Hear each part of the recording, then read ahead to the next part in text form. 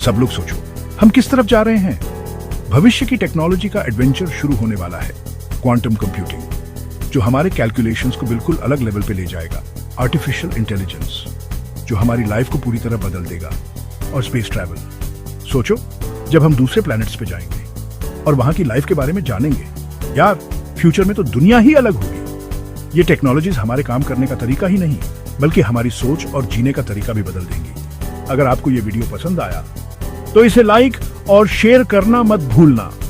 और हाँ, हमारे चैनल को सब्सक्राइब जरूर करो, ताकि आप इस एक्साइटिंग फ्यूचर जर्नी में पीछे न रह जाओ। भविष्य की तकनीक, क्वांटम कंप्यूटिंग, आर्टिफिशियल इंटेलिजेंस, अंतरिक्ष यात्रा, टेक्नोलॉजी।